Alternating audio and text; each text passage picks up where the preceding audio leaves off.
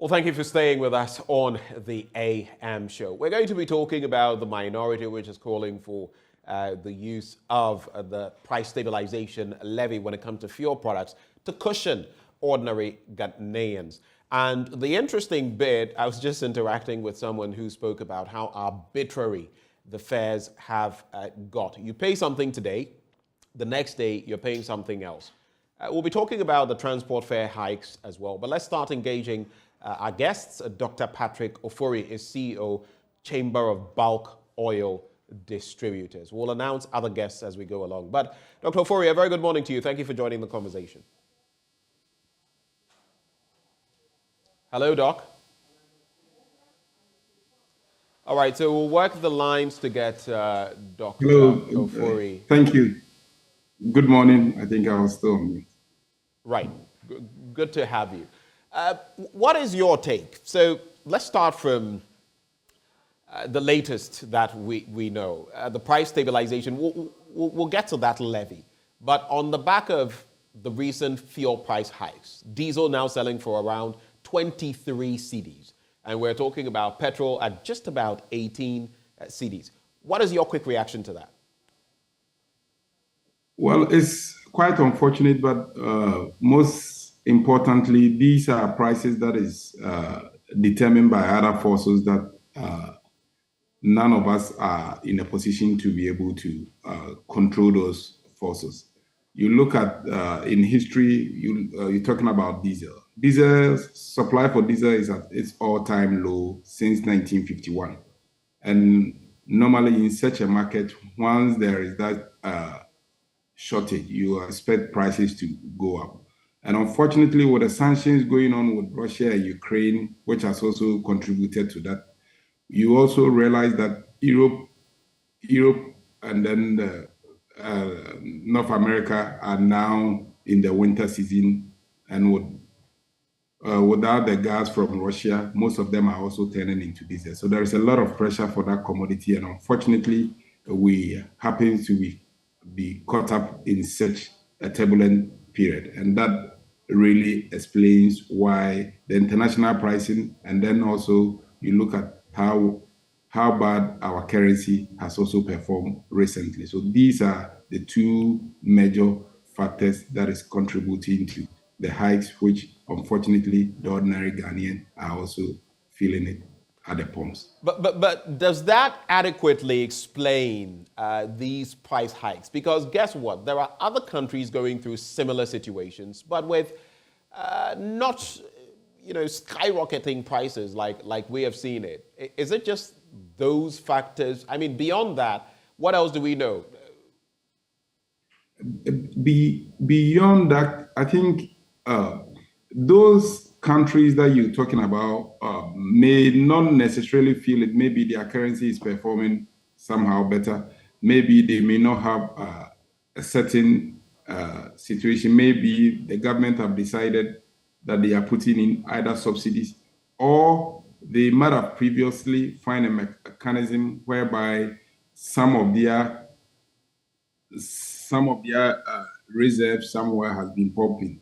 You're looking at currently US. If a gallon is going for $5.30 per gallon of diesel, and it's also expected to go up about another 20% within this week, especially because of what is happening in the Mississippi region, clearly gives an indication that it's a market that is difficult for anybody to really predict and to create those cushions. Whatever form you want to see, definitely we will need to pay for it at a certain point in time. So the government may decide that, well, we're granting in these measures, and then at a later date, when the prices are relatively stable in the world market, and then our currency is also performing, we may introduce another form of a levy or create another form of a bond to compensate for those subsidies that they injected into the system during this period. So that may explain why some countries, despite the international hikes, may still be able to buy this at relatively cheaper prices. Do hold for me, Dr. Ofori. Let me also bring in Duncan Amwa, who is the Executive Secretary of COPEC.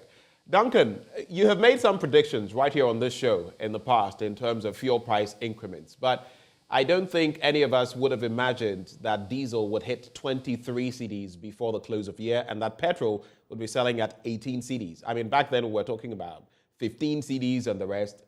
Any surprises in there? What have we got right? What have we got wrong? Well, Benjamin, good morning. Good morning to your viewers, Dr. Patrick Ofori, as well. Yes, we've had extensive discussions on, prices and how we thought they were likely to go. The farthest we saw was about 18. 23, probably not. But then again, anytime you wake up to hear it has taken a battering and it's depreciating and it's moved from 12, 13, 14, 15 and counting. For some of us, we just knew that the variations would eventually come home to bite all of us. It wasn't surprising that you would wake up to see the 20, 21, 22 at a time when the BDCs, per my checks, were struggling to even place any pricing properly on the product. The only thing we have failed to do as a country is to read our times, like where the market is heading and where interventions are necessary, apply interventions sometimes to forestall these increases. The only reason organizations like ours would also put these forecasts that we often see ahead is to also enable those in the policy space, if they have anything to do, to at least activate a response before the pumps reflect these numbers eventually. Unfortunately, they don't. So you would churn out the numbers, you would probably put your Excel sheets together and do the math, publish them. And those who are probably to be concerned about this and possibly look to intervene are either unconcerned or simply cannot be bothered that fuel has gone past 13, has gone past 14, 15, 16, 17, 18, 19, and then 23. At a time, your neighbors in Togo are paying just about 10 Ghana cedis for a liter. You wonder what exactly is wrong with our system, Benjamin. There's quite a lot that we need to fix here. We haven't done any. But to be fair, I also hear that the Togolese are getting some subsidies. Benjamin, if it will cost the entire Togolese government $20 million to keep fuel prices and by extension to keep the price of all commodities within the country within affordability limits, then they are probably being so smart. If you look at what the overruns in pricing in fuel price alone in Ghana is doing to the Ghanaian economy, I'm not sure you can put a figure to it, be it $1 billion or 10 billion, because sachet water producers just a week ago on your show were insisting they needed to increase prices because once they are done bagging the water, the distribution process would have to use fuel.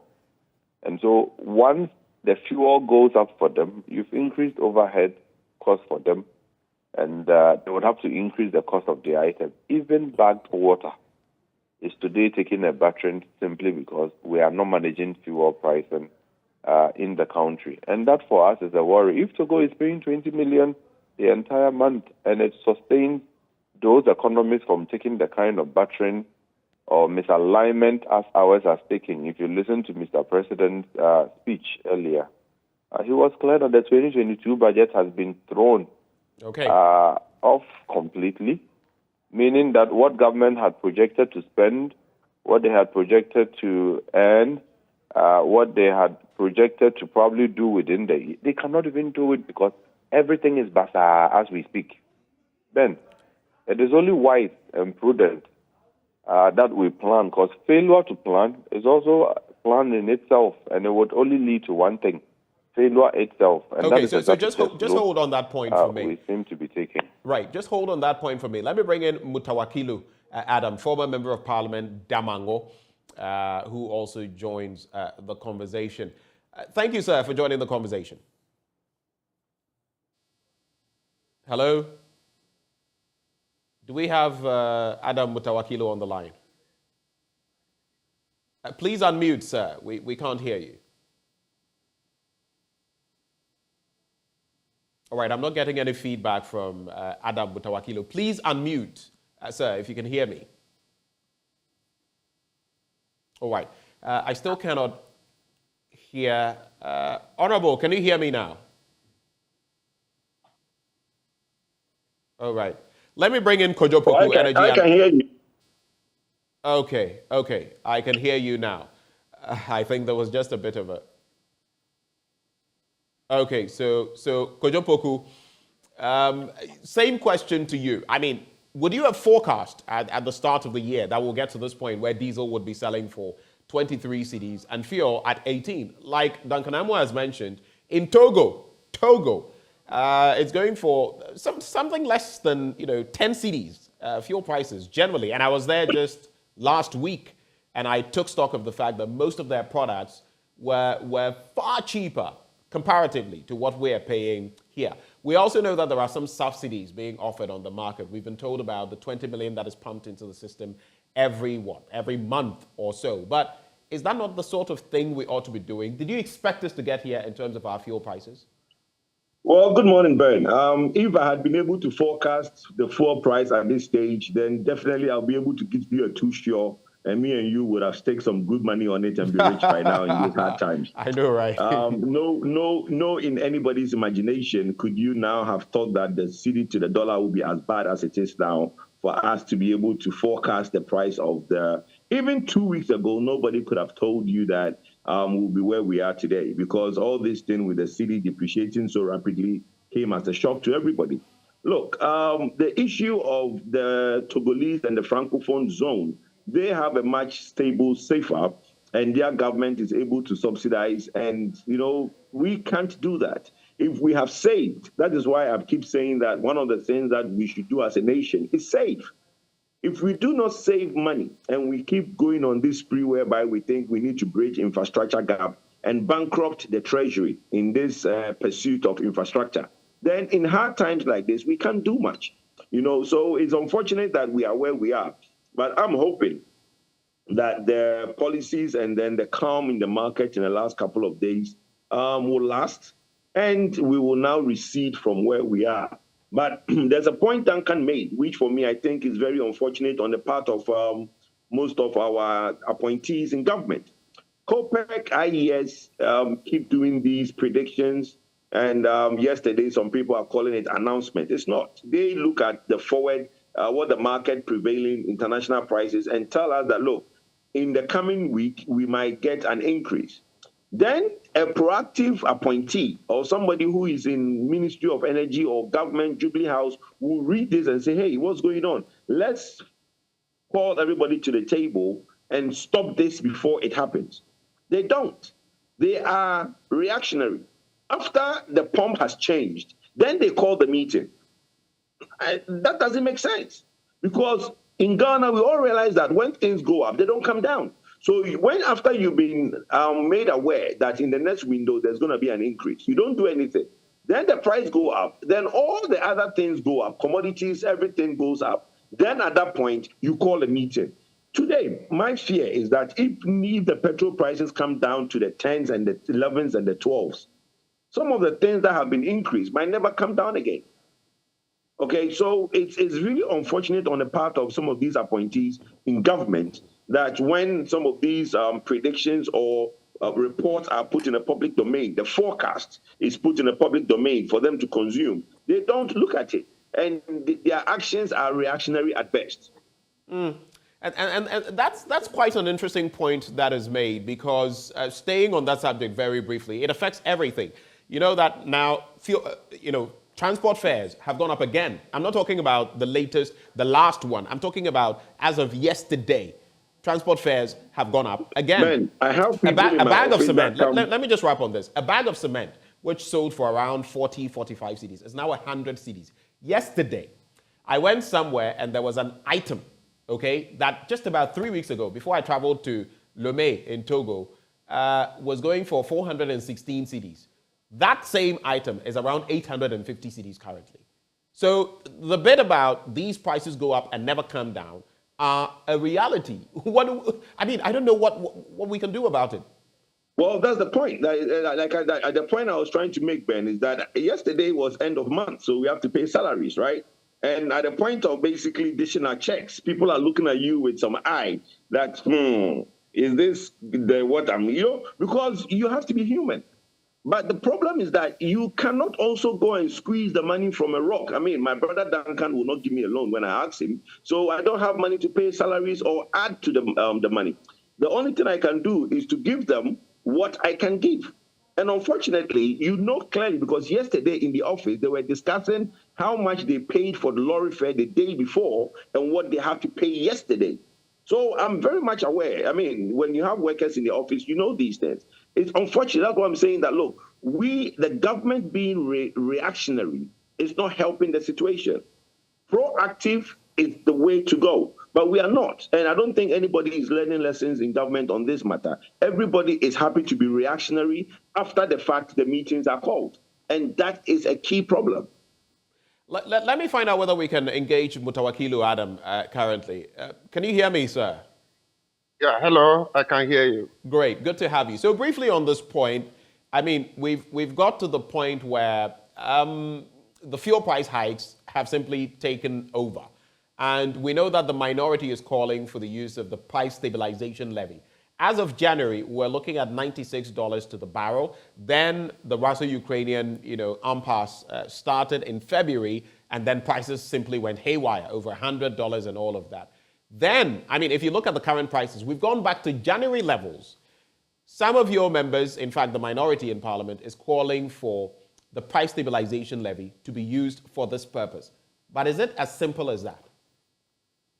Yeah, thank you very much, and good morning to our cherished viewers. I will say good morning to Duncan and my good friend, Dr. Ufori, and my very good friend. Yeah, from where I would like to start from July, August, and the projections for going forward. You realize that the turning point and where we got into is inflation. Inflation has led to increase in interest rate and depreciation of the cedi. So it is not just looking at depreciation of the cedi alone, but government must tackle inflation. Now, with the depreciation of the cedi, you can even project to December. As at July, the only foreign exchange we require was the $750 million. Anybody with anticipation that only $750 government is relying to, how long will it take us? So speculators can predict that the cedi will depreciate after the 750. It is currently stable because of the cocoa syndicated loan of 1.13 billion that government has received. How long will that take us? And if we don't have IMF agreements, I will tell you that from 15th, 20th of November, you see the cedi sliding seriously. This is clear. What kind of projection is that, though? The cedi has appreciated against the dollar in recent days. I mean, the projection by some economists is that it will fall to around 13 cedis, 10 pesos to the dollar because it hit over 15. Now you're saying that from mid-November, it's going to start slumping again? Based on what are you saying that? You should have followed what I'm saying. The cedi is a bit stable as a result of the cocoa syndicated loan that is coming in, which is $1.13 billion. If the Minister of Finance come to read the budget, and it is evident that we haven't had any agreement with the IMF, my brother, the cedi will continue, will start depreciating again. Because there is no any inflow for government going forward. That is a fact. So the only thing government is relying on now is to be able to get IMF agreement, one, to bring discipline, to bring confidence to investors, and then to stabilize the city. So if the budget is read and it is made clear that we've not been able to have an IMF agreement, then we'll have a serious problem. Do you forecast, do you foresee that is what we are approaching? Because some have said that technically it's not even possible when you look at the technical processes the IMF must go through that we would get a program even by close of year. So do you foresee that this is what will happen? I can see going forward we might not be able to get an agreement from IMF as promised by both the president and the finance minister. I believe that this budget will be read without IMF agreement. Is there the possibility of pushing back the budget reading? We've been told November 15. That has not changed. But is it possible to push it back just to secure an IMF deal before? I mean, I'm talking parliamentary processes here. Yes, it's not by law that it must be read in December, and therefore it must happen. So the government has an option to shift it to December to be able to have some space to negotiate with IMF. So now, when it comes to the petroleum prices, apart from the international world prices, currently what we are facing is mostly as a result of the depreciation of the cedi. And I like my brother Ofori referring to US where pumps have gone high. At the same time, both US and UK are taking measures to cushion their consumers through windfall tax on companies, international oil companies and national oil companies because of the windfall as a result of price increase. That is a government that put the people at the center of the economy. So US is not just sitting down, allowing the prices. They are taking actions to compensate consumers, to reduce burden on consumers, which is not happening in the case of Ghana. However, we must also agree that the price stabilization recovery levy is to be able to cushion. As the minister has said, let me bring in Dr. Ofori on this point. Hello? Yes, Adam Mutawakilu, just hold for me. Let me bring in Dr. Ofori as well. You started talking about what Adam Mutawakilu is speaking of, prices across the world, but I have friends in the UK and the US who will tell you about other mechanisms to ensure that they stay safe in terms of their feeding, in terms of their consumables, in terms of fuel and all of that. There are mechanisms in place. So tell me, these windfalls that we have got, per government's own projections at the start of the year in the budget, we have made those windfalls. The minority is calling for the price stabilization levy to be used to fill the gap, to cushion the ordinary Ghanaian. What is your take? I think it's a difficult call for government, and if you clearly appreciate the concerns of you're listening to both sides of the house, I think the minority obviously want to ensure that they gain favor from the ordinary person on the street. But clearly, the government position now that they are even struggling for the import bills. So if they have any form of taxes coming in, obviously it's gone. That is why. Another aspect that sometimes I will go with not being maybe as a nation, not being proactive, is that having these mitigation measures line up somewhere that we could easily step in. Yes, when you talk about government intervening, definitely it will come at a cost that the same taxpayer is going to pay. Let me give you an historical account of what happened previously. In the years early 2000, I think 2004, 2007, thereabout, Tor was producing at a price when the world market was going up, yet they were asked to be subsidized. So the prices that we're buying for never really reflected the true dynamics of the world economy.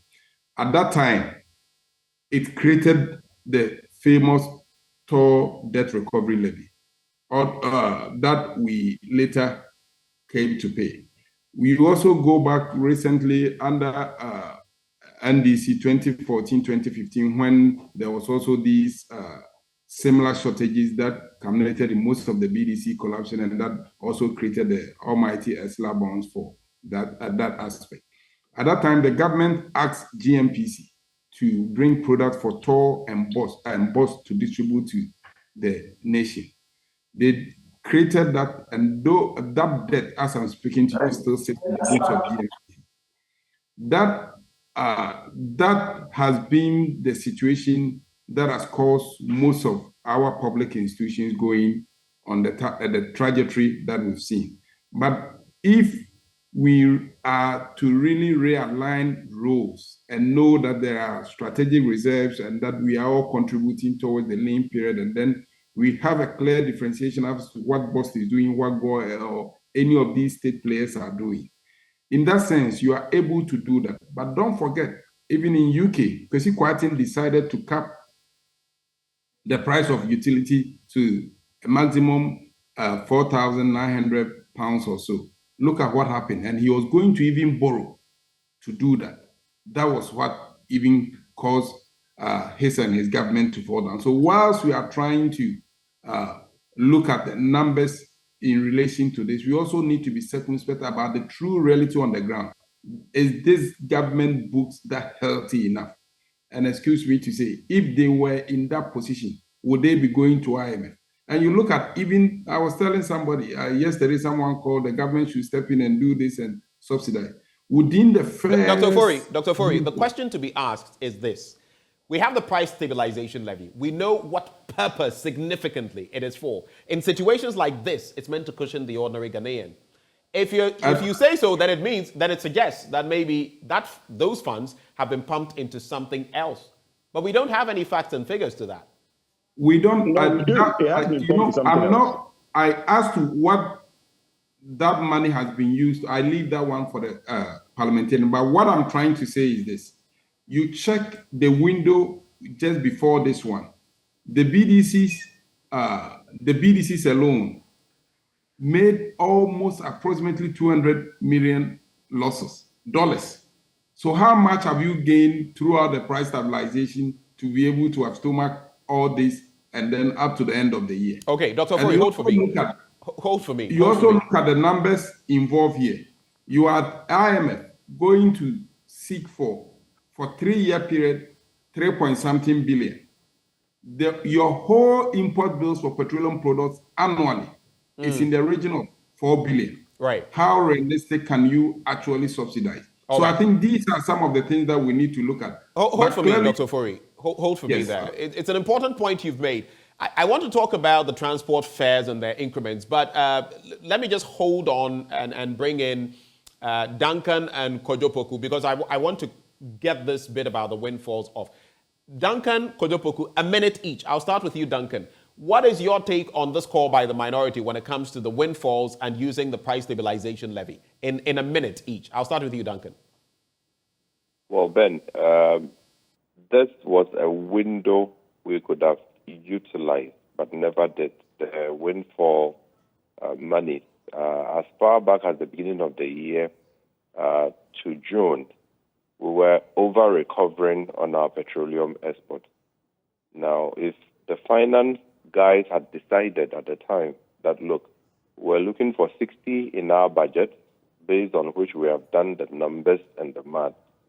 If it's 100, 112, we safely could apply about 20 to cushion the local market so that the pump pricing does not misalign with our budgetary forecast or estimate. Okay, so bottom line, we missed that window. Bottom line is you agree with the minority, you agree with their calls for the levy to be used for this purpose, at least a percentage.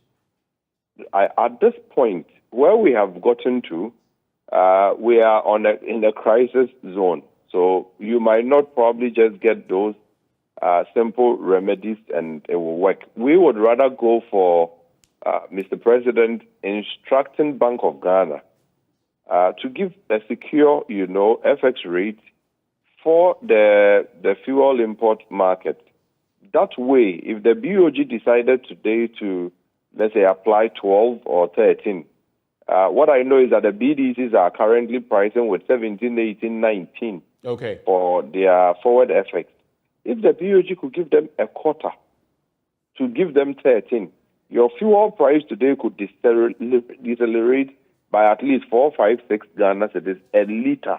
Okay. I'm certain with that you probably will be talking real numbers. Okay. Hold for me. Kojopoku, quickly on that as well. Less than a minute if you can. Well, my brother, you made a point that it means that money has been used for something else. Yes, that money has been used for something else. In the price stabilization and recovery levy, it is to fund other things. It is to fund premix, RFO, and then to stabilize price. We recently saw the letter from the NPA saying that they stopped the subsidy for RFO. It tells you that money doesn't sit there and does nothing. They've used the money, and they've used all the money for RFO and premix. So there's no money there. So that's the bit where when people say that money is sitting there. Look, we went on a campaign about a beginning of the year or sometime last year. My institute did letters and we did all this publication saying that, look, where is ASEP did it and INSTEP also did it. And we are saying that where is the pricing stabilization recovery levy? And the accounts that we saw, they used some of that money to buy outboard motors. They use some of that money to subsidize premix, and they use some of that money for the RFO. So when it came to the fact that prices were going up, there was no money to use to subsidize the Ghanaians. So the money, in short, has been spent. In terms of the windfall, the consolidated fund, which all money goes in, okay, that money in the consolidated fund doesn't have red, blue, and green to determine what the money is for. If the government has 80 billion Ghana cedis sitting somewhere, you think we're going to the IMF? Hell no. We don't have any money sitting but a quick one. So it's clear we don't have the money sitting down. I mean, I'm sure by conjecture, most of us have got to that conclusion. But does the Petroleum Revenue Act allow these sums of money to be rerouted like we are seeing it being done? Because this would have been a very good situation to cushion the ordinary Ghanaian when it comes to this.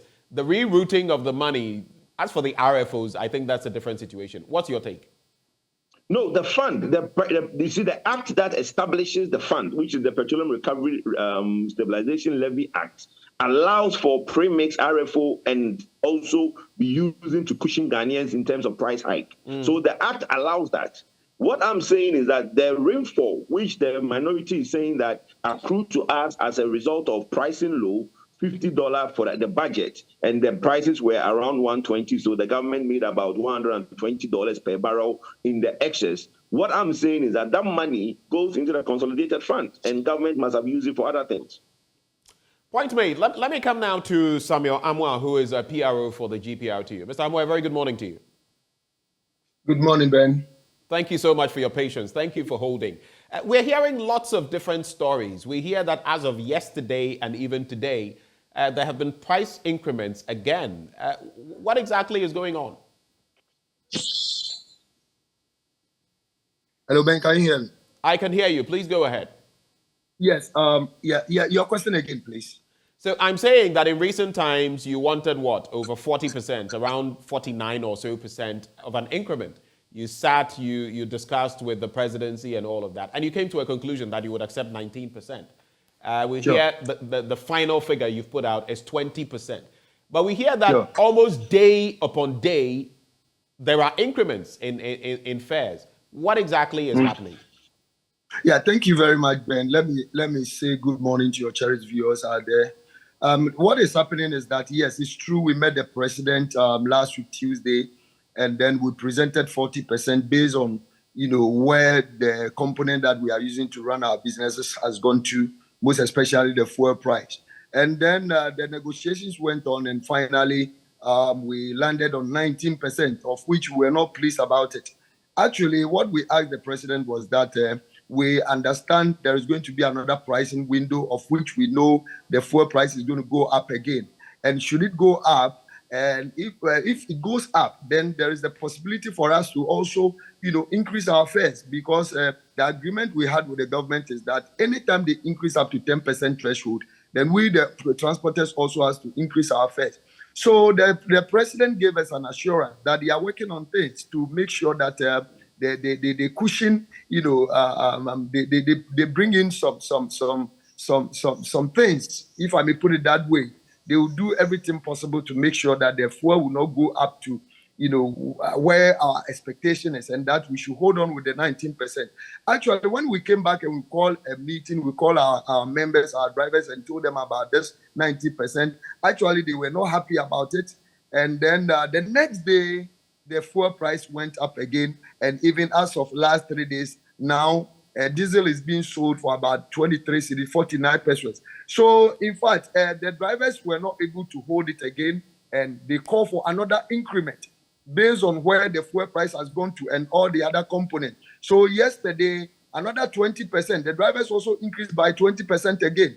So, Mr. Amwa, you're telling me that apart from the 20% that was added, you've added another 20%, making it 40% on apart from what you agreed. That is correct, Ben. Yesterday, it happened. Yesterday, another 20% has been added to the old 20%, making 40. Because, you can see there are some places drivers were even parked their vehicles. They decided not to go to work because they can't go to work, and at the close of the day, they can't even get money to buy fuel, as to getting money to make their sales and get something to be taken home. So these are some of the reasons why now we have come out with another 20% increment. Someone may ask that why is it that we didn't go to the government again for another negotiation? Yes, this is what we were supposed to do. But per the presentation we sent to the president asking of the 40, we explained vividly the reason why we are taking the 40%. And we drag up to 19, thinking that fuel price will not go up again. Now, drivers are suffering. So what I will say is that nobody can blame a driver now, because even the government is not able to cushion, the citizens. So is it the driver who is going to cushion the citizens? Because this is our business that we run to take care of our homes. And now you work at the close of the day, use all your money to go and buy fuel and come home empty-handed. Cowners cannot even meet their sales. Spare parts has gone high. Lubricant has gone high. Everything has gone high. So now, as of yesterday, 20% has been added to the old 20%, making it 40. And that is what is happening in the country now. But you can't do this. You can't just do this arbitrarily. You can't just stand up as a union and keep doing this, because you know what the effects are. Recently, someone lost his life because he was haggling over an extra 2 Ghana cedis that had been added. And he lost his life. So aren't you also fueling into the problem? Or feeding Ben, into it? Let's take it this way. You see, this is our business that we run.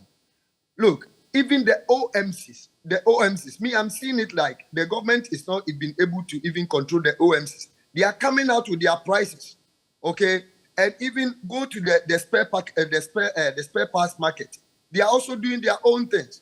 We are not saying because of these things we are also doing our own things, but this is our business that we are running. Can we continue to work and lose all the time? Can we continue to do this work and every day you see a driver going home with empty-handed?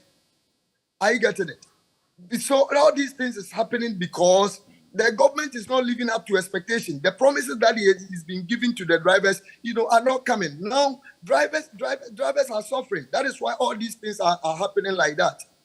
So this is not a fault or this is not something that someone may, put the blame on drivers. This is a business we are also running. In fact, it's rather unfortunate. The other time I met a driver and he was even saying, he has even regretted being a commercial driver. Why is he saying so? Because, a driver will work and he will not get anything. Are you getting it? So, Ben, I know the situation now is getting out of hands, but I believe passengers has to also understand the drivers, the situation in which the drivers are in now. So is this arbitrariness going to continue? Basically, what I'm saying is, let's assume this week or next week, prices go up a little. Let's say diesel goes to about 24 cedis or 25. And we're not hoping for that, but I'm just projecting hypothetically. And let's say maybe fuel also goes up. I mean, petrol or something. Is that to mean we should expect fuel price increments as these transport fare increments as the fuel price increments occur. Is that where we are now? Ben, I think now the transporters are also coming up with this automatic adjustment system Automatic adjustment system. I see. Formula. Ben, now fuel prices goes up every day and every day. You know, when we had our 20% fare increment way back in May, all right, we sat down the next month that was June, July, the fuel price went up again. We were supposed to come up with an increment. We didn't do that, thinking that the fuel price will come down. We waited out, and from May to this October that we went for this increment. Then the fuel price has gone up to about 42%, of which if we were supposed to increase our fare, we should have increased it by four times. Even from the time we had this 19% that we jumped to 20%, up to now, it has been increased again for about 46%, meaning that our 10% threshold, we have exceeded. So nowadays, if the fuel price goes up, then means the transport fares also has to go up, because without that we can't survive. We can't run our business. Then if it happens like that, and maybe if we cannot continue again, then the best way for us to park our vehicles, because we cannot be running at a loss all the time. All right. So I just need clarity on two things very quickly. So it means this AAS, automatic adjustment system, that is what you've adopted now as the GPRTU. As the prices change at the pumps, you are also going to be changing your prices. Has this been approved by the GPRTU? And do you have a buy-in from other drivers' unions? I'm not saying it has been approved, but what I'm saying is that per what is happening now, I think that is the system we also have to adopt now. Because when we got to the 10% threshold, we waited. We didn't increase, thinking that the fuel price will come down. But now we have come to understand that there is no way the fuel prices is going to come down. So anytime the fuel price goes up to this our 10% threshold, we also come out with an increment. That is what I'm saying. All right, my final bit to you. So does it mean that you're still going to engage the powers that be, the tripartite committee and maybe government moving forward when it comes to some of the increments, or have you totally ditched that? Oh, actually, we have not cancelled that. The leadership of GPRTU and the transport operators, GRTCC and others, we still have this engagement with the government. But this time around, the whole thing got out of hands based on within a week that they gave us 19. Think our expectation was on 40, and they gave us 19, gave us a promise, and within a week, fuel price went up to about 46% again. That is why drivers decided to increase it this way. So I can say boldly that yes, the former 20% that we had, that was way back May. We did it ourselves based on the delays from the presidency or from the ministry. So if it happens like that, there may be a time will come we'll also be increasing it without meeting the government. Mr. Amwa, thank you for joining the conversation. He is PRO for the GPRTU. Let me bring in Adam Mutawakilu. Now, two quick questions I want to run by you. On the back of what has been said, it is obvious that control over the prices right now is not really in the hands of the powers that be. But the recent suspension on residual fuel oil in terms of subsidies, and then again, our team, which is in the United Arab Emirates, trying to get cheaper fuel.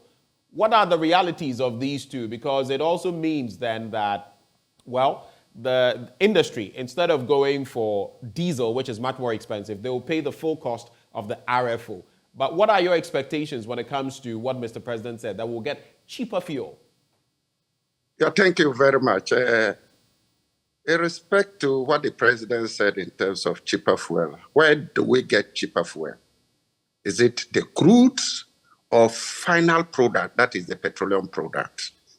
In terms of crude, there are other illegal ways by which you can get cheap products. But when it comes to final product, I doubt. But let's wait to see where they can get cheaper final petroleum products.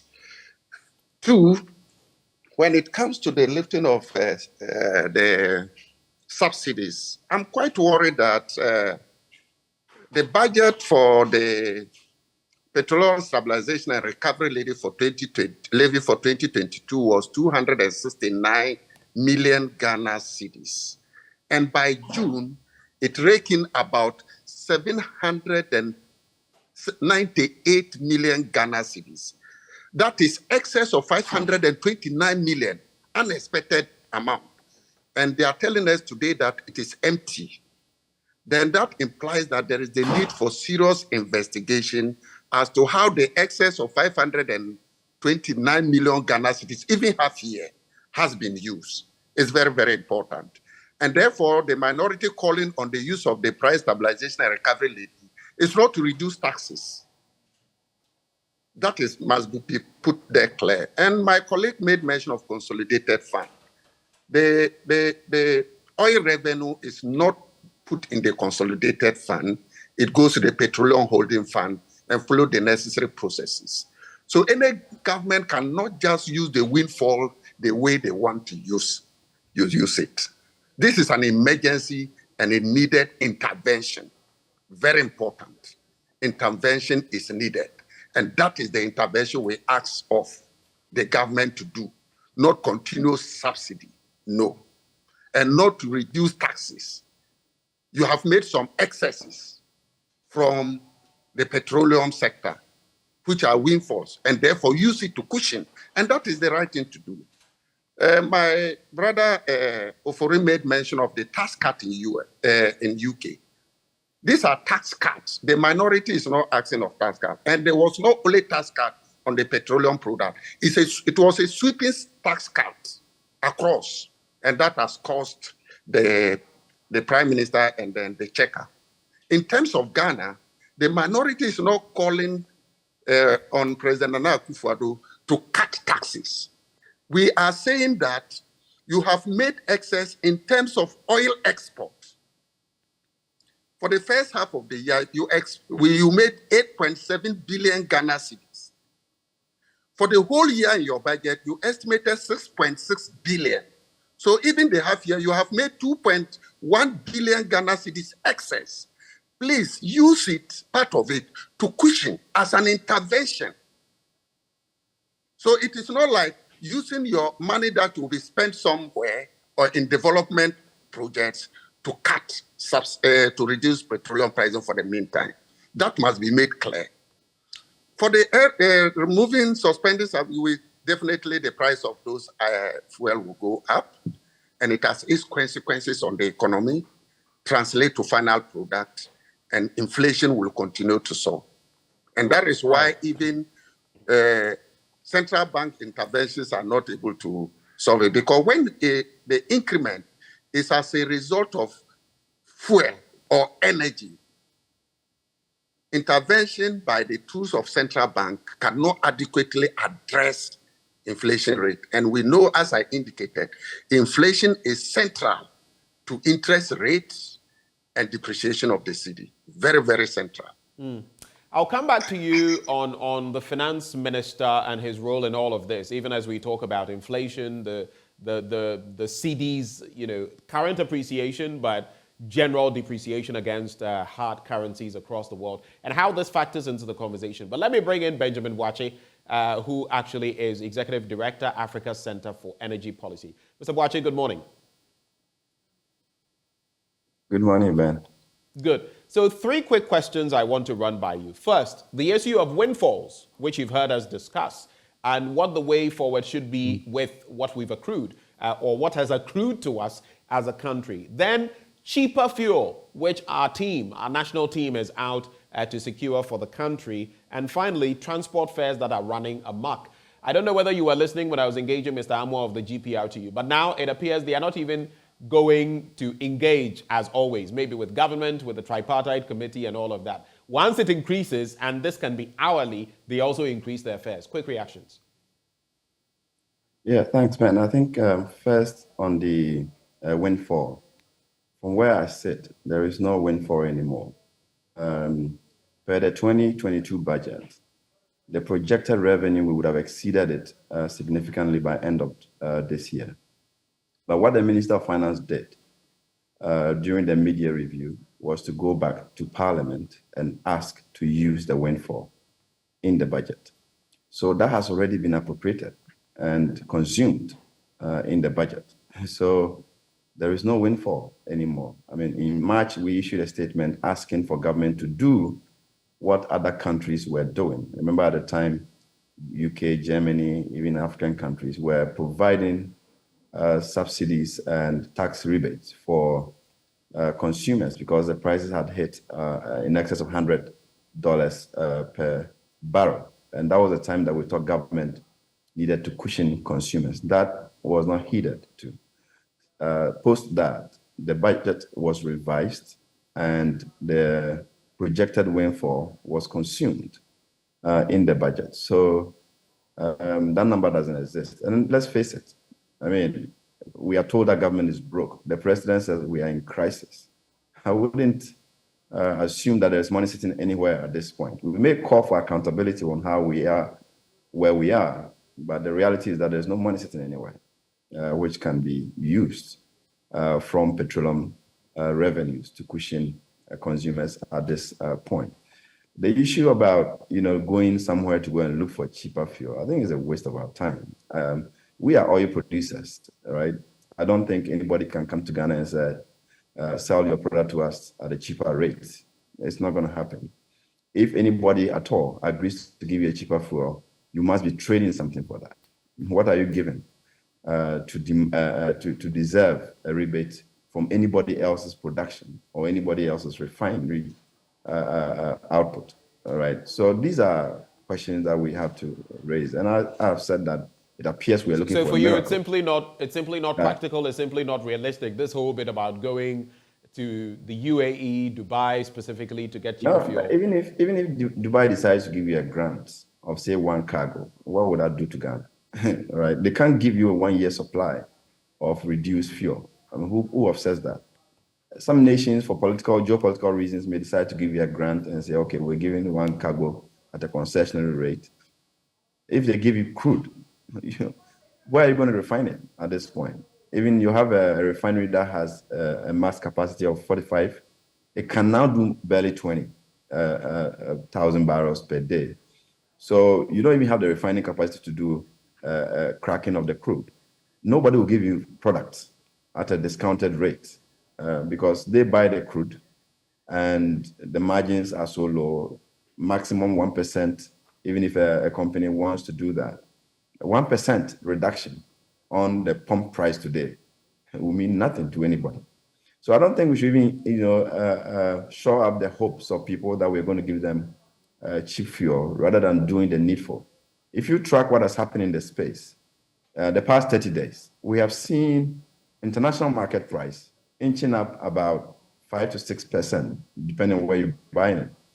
On the local market, we have exceeded 50%. So it tells you that our problem is not Dubai or Abu Dhabi or some sheikh sitting anywhere who owns oil. Your problem is your city.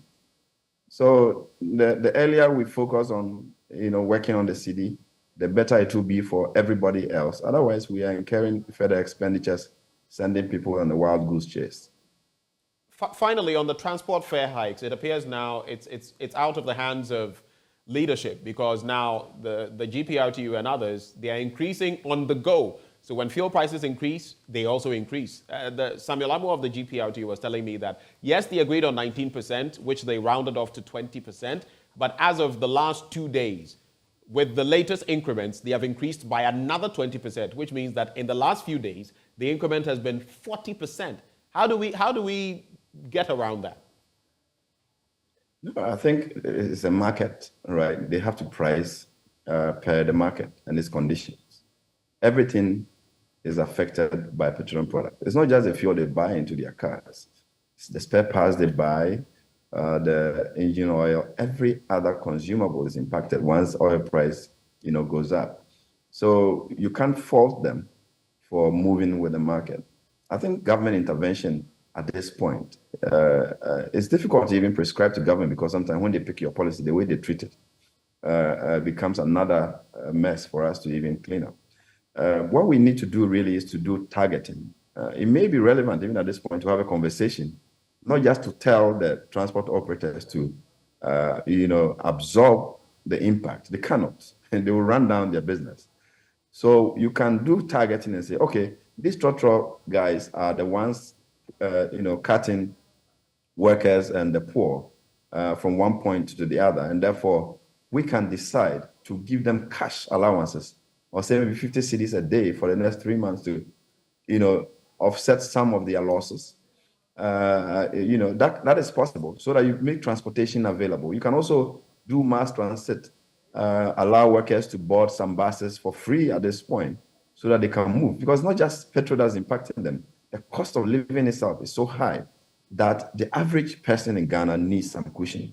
You don't want to do, a full-blown subsidy, which could become another albatross on the neck of the country by reducing the petrol prices across board. Because somebody running his V8 may have money to buy fuel without needing a subsidy in this critical moment. But you need to be able to identify those who are struggling at this time and cushion them. Right. And that is what policy should be seeking to do at this point, rather than saying that GPRTU don't increase, your fares. How do they run the transport business? Okay. Today in Accra, you see that the difficulty even for a transport operator in Ghana is that, when prices are going up, you can even stand at one point in traffic and burn your fuel, just like that. Okay. Because of traffic management and all of it. So we have to do the needful, target, and see how we can subsidize the people who really need it at this point. All right. So I want to look at what the future holds, basically, on this trajectory, because it appears, inflation is still high up there. We're looking at the figure that will be put out for the month of October. The fuel prices, the top OMCs, they're still pricing very high and all of that. And I don't know whether Duncan and Kojo have reacted to the bit about cheaper fuel, because so far it's all negative, not positive. So as you deliver your final thoughts, I would like you to feed in cheaper fuel and the possibility of getting that. The transport fares, you've not got to react to that, Duncan, Kojo, and others, when it comes to what is being charged currently. And if you have any thoughts on the GNPC veering out of its target areas and spending on areas that supposedly are not its primary objective, you can feed into that. I'll start with you, Duncan Amwan. Well, Ben, for me personally, I do not think we are fair to the transport operators. One, somebody has an input variable that is rising rapidly. And when they indicate the need to adjust, their revenue, then we say, come and sit and let us negotiate. Negotiate what exactly?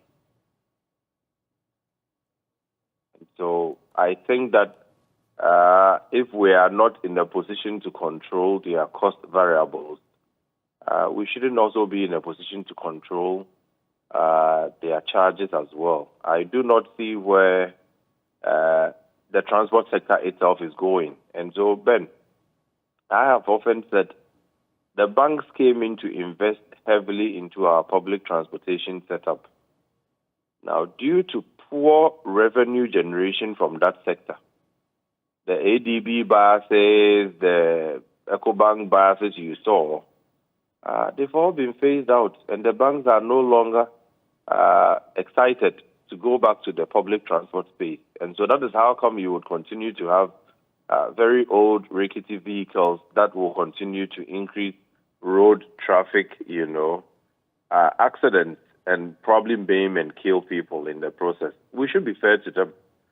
If we watch fuel prices go up in just one window between 25 and 32%, I don't think that it is any business of the government or any authority to go and call them and say, come and sit and let's negotiate 5%, 10%. I mean, what's the basis?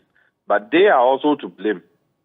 You would need to have a scientific way of arriving at your cost per head per kilometer or cost per seat per kilometer, something. So that when it goes up, then you can sit in the studio and do the math and help them. Everybody knows what it means if your fuel prices or the cost of your other variables like the spare tires and, the things you buy from Aboseokai, when there are significant price movements, we should be able to gauge and be able to determine public transport fares together. Unfortunately, we are still doing the very old things, which will not help in any investor wanting to put money in that sector. Let me come to the GMPC spending outside this mandate. I do think that one of the problems we've been confronted with as a country is where you put a few political appointees in certain spaces, and then the very core bit you expect them to do, they go and start thinking, oh, we should do other things, and then we all sit and clap for them. I'm surprised why up to this point, after 10, 11, 12 years of petroleum production, exploration and production, GMPC would find it necessary to be investing its funds, in festivals and astroturfs, when others are busy,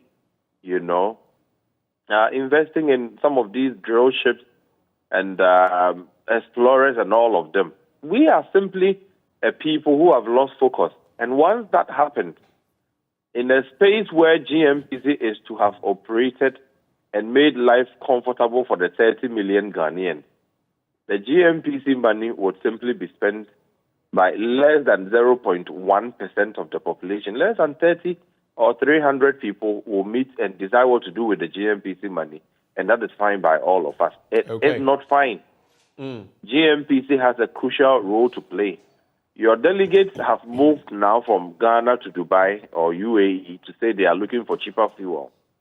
If I were an Emirati and you come to me asking for cheaper fuel, the first question I'll throw to you, you also produce fuel, right? What are you doing with yours? Oh, we have a contract that says we should sell ours and we are selling for premium. And you are coming to me to sell mine cheaply. Look, they will come back empty-handed. I can, without blinking, say this. Something needs to be done. They need to show to Mr. President something is being done. But clearly, if this is all there is to it, no country that I know, aside Russia today, will probably want to trade their fuel cheaply when OPEC has indicated in their last general meeting that they are cutting back on production numbers. Right. The motive behind that is simply to drive prices upwards because their economies depend on petroleum revenues.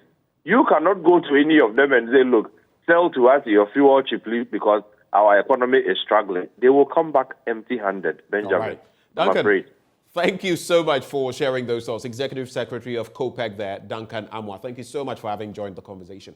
Kojo Poku, same question to you. Duncan thinks they'll come back, our team that is in the United Arab Emirates will come back empty-handed. Your concluding remarks in some 2 minutes, if you can manage it. When I talk Kojo, of please money unmute. going into... sorry? I was asking you to unmute, but I can hear you now.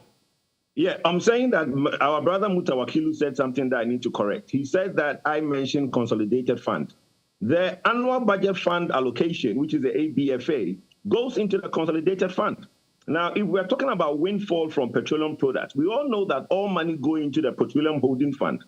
Okay, and from the Petroleum Holding Fund, it is disbursed to GMPC and the government, and government takes it into the consolidated fund. So if we know that the money is shared through the PRMA, then why is the minority holding press conference that the windfall should be spent to cushion Ghanaians when the minority themselves know that the money cannot be shared by cannot be used by government anyhow the government wants to cushion Ghanaians, but there's a law that cushions, that governs how the money should be spent. Okay, so points made on that. I wanted to correct. Sorry? So I'm saying points made on that. Your substantive. Okay, so let me now go on to the issue of which one? The free flow or the delegation going to Abu Dhabi? So there's the delegation, and Duncan Amwa says they'll come empty-handed. If you want to talk about the GMPC, you can also listen, Ben, I've been doing this thing for 21 years. Practically. I mean, Ben and Duncan are more academias. I mean, Kojo Poku, I've been doing this. Duncan will tell you he's a tractor driver, but I also been doing this oil and gas thing, traveling around the world, looking for deal for my oil block back as far back as 2002. Look, there are even other challenges that comes with it. Let's even assume that they go and then the Abu Dhabi people tell them that they will give them a 30% discount on fuel. The first question Kojopoku will ask is that, what did you promise them in return? Okay? Then let's give granted that you can tell me what you promised them, but they will give you fuel at 30% discount. The next question is that, how would you, the government, finance that lifting of products? Because we know that we are in a deregulated market and it's the private companies that finance products. And even the BDCs don't have money to finance the products. It's the banks that give them LCs. And at the stage we are in, banks don't even give LCs anymore. So the likes of BP, Vitol, Glencore, and Trafigura dump products in this market at a credit. Okay? And that is how we get products into this country today. If any of these four companies, BP, Glencore, Vitol, and Trafigura, asks that we pay, they won't give us any more credit, Ghana will have fuel shortages. Okay? Because the banks don't even have the appetite. And the last time I heard, there was this talk of single obligor limit for the banks because the price have gone so high. So look, to say it's a wild goose chase is at best, is even being kind. They are just going, I heard there's a conference going on in Abu Dhabi. That's why they all went. I didn't think they went purposely because of that conversation. There's a conference going on and they went to do that conversation. But if they did, I would want to petition the special prosecutor for charging them with causing financial loss to the state. The final part of the cheaper fares. Look, like Duncan said, it's very unfair that people are running their business and we tell them not to increase prices because we need to negotiate those prices. It's unfair, but at the same time, government wants to put the human face to it because that fares also affect the citizenry. There's a need to strike a balance, how much they charge, because this 2020 that they put on 40, based on what? Because that 40% GPRTU is asking, for me, is too high. All right. Kojopoku, always insightful hearing from you. Thank you so much, sir, for your time. He is an energy analyst. Let me bring in Adam Mutawakilu. Your final thoughts, comments on these issues we've been discussing.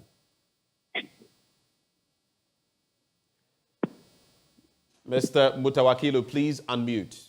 Please push the unmute button. So hello. Yes, can you hear me now? Go ahead now. Yes. I've spoken already in respect to the final product that the President said they will get cheap, and I said it won't be possible. And I want to tackle about GNPC. The issue of GNPC not concentrating on their core mandate has been a cause of worry in recent years. The issue of corporate social responsibility has overtaken their core mandate, and that is not good as a country and as a national oil company that have a mission of becoming a standalone operator and an international oil company in the near future shouldn't pursue such objectives. But the question I ask is that the current CEO and their management, are they doing anything to indicate that they will pursue their core mandate? I can categorically say no. In their recent board meetings, they've decided to increase their per diems by 40%. Their hotel bill was increased, hotel accommodation increased by 100%. The CEO spent 20 days out of 30 days in Ghana, 20 days outside the country in every month. I've monitored how much.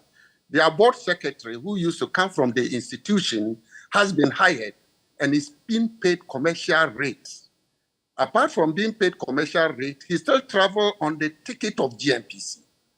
So if a CEO and the board starts this way, you can foresee the future of the national oil company. And that is quite worrying. So while the Ghanaian public and the parliament is much worried about the activities of GNPC, they themselves are not worried.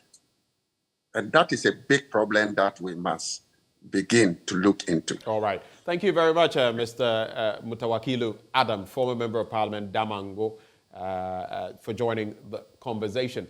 Let me also bring in, at this point, Ben Wache to give your final comments. Yeah, Ben, two quick things. The signal for the communication that government has put out is negative. And I think the earlier we try to amend that, the better it will be for the industry. I mean, I'm happy that Dr. Fori is on the call. The BDCs have been importing product into the country and taking on the risk with the FX, all right? So they need to speak to banks, get LCs, raise dollar to go and pay for the products that they import. If you are sending a signal to the OTCs who have been given products or credit lines to the BDCs that you are going to find some cheap product somewhere and come and sell on the market, they will be on the edge discussing any transaction with the BDCs. So you have injected so much risk into the business of the BDCs already. Because if you go to the OTC and say you want product on the credit line, and they also know that government is going to bring a cheaper fuel, they will be thinking whether they will get their money back. All right. So we need to really talk to industry and talk to the players to see whether government has a strategy that they can play along. Even if you want to consolidate all the imports and work with them to get some discount on the product, that could be a way to go. But to send people out there without engaging industry and put out an announcement that you're going to bring cheaper fuel, that is quite distortionary, and we shouldn't really entertain that. On the side of GMPC, I think we will have to have a bigger conversation about how the corporation has been functioning. Recently, we issued a report by ASEP and Imani where we catalog some of the decisions that could end us into about $5 to $6 billion debt in the next short to medium term. We need to take a holistic look at it. It's not just the corporate social responsibility. Even their core operations are also suspect at this point. This year, 2022, GMPC is going to pay $52 million for no gas supply to Ghana because we have been warning since 2017 that we don't need LNG. And now the LNG facility is sitting in Tema and they are taking money. 2023, it could be inching circa 200 million a year on us and on the corporation. I mean, we need to take quick decisions to rescue the corporation from some of those decisions. And right. Just saying that they have to move away from out of focus operations to in focus. Even the focus operations have problems and how they are spending money at the corporation. So we need a broader conversation on how we refocus the corporation and also track expenditures and make sure that they are much more optimal. Right. Benjamin Waje, thank you so much. Executive Director, Africa Center for Energy Policy. He just shared his thoughts. Finally, we'll take the thoughts of Dr. Patrick Ofori, CEO, Chamber of Bulk Oil Distributors. What are your concluding thoughts, sir? Thank you very much. I think I would start from the possibility of the government having some form of targeted support for the transport operators so that at least the subsidy is not spread across those who can even afford it and those who are using those bigger engines. And I think in the first place, we are happy that the government has taken off the subsidies from the RFO, because having a subsidy on a product that the government, it will take the government about 6 or so months to pay. Apart from losing so much in terms of the depreciation of the cedi, you also risk losing your capital, locking up in such transactions. So you realize not many of our members were willing and eager to even bring in such products to supply the market because of the complications of subsidy. With regards to the transport operators, I think maybe government can issue something like the fuel coupon like it's done in some countries, like the food coupons for some category of people who are in need, so that fuel arrangement could be linked between the transport operators and then maybe some selected OMCs, so that they know that they can coexist and then they pick some quantum of product at a certain discounted rate. And if we are all going to also be honest about such processes, it will ensure that at least some form of burden is taken over from the ordinary man on the street who is moving with his trotro or going to use a passenger car. Another aspect that maybe we could do is looking at other forms of efficiency and then a public transport system that seek to address some of the congestion that Kojo Poko and the others spoke about. How do we ensure that the rail system and other forms of transportation, the public transport system is efficiently run and managed to ensure that passengers don't feel the full rigors of these commercial rates that are coming. as the most important and the critical aspect of us is what Mr. Boachi, Dr. Ben Boachi said on the issue of government decisions to bring in cheaper fuel. We are more than willing and happy, at least the cheaper it is, the easier it is for us to maybe make some margins out of it, since in the last couple of trading windows, our members are actually bleeding, and it's not been easy for them at all. The issue of the government communication and the strategy around it is something that I think we need to also engage government further, because allowing maybe IOTCs to bring the products in tanks here, we need to look at it, tax implications. Once they are selling in country, are they going to take CDs from us, so that the risks of the forest, which is more or less our headache, how is it going to be eradicated? The issues of regulations, and then concepts like local content, and how do we also ensure we protect the turf of the local entrepreneurs who have also been in the system. The most sensitive part of this all is that now the IOTCs who are regular suppliers who have created these open lines are having some form of anxiety with regards to business continuity and the risk profile that goes out for them. But I think as we go along, we've already started some form of engagement with the key relevant stakeholders, and we want to shape whatever policy that government wants. We are more than willing to assist, so that the practicality of such interventions can really feel, since we are all feeling the heat from where we are. Thank you. Thank you so much, Dr. Ofori, for adding up your thoughts on this matter. He, of course, is CEO, Chamber of Bulk Oil Distributors. Now, we take a breather, but when we return, we'll be telling you about the Global Info Analytics and their latest report on voter impressions on the speeches of President Akufo-Addo and former President John Dramani Mahama in recent days and weeks. What has that revealed? We'll be bringing you the details right after the break.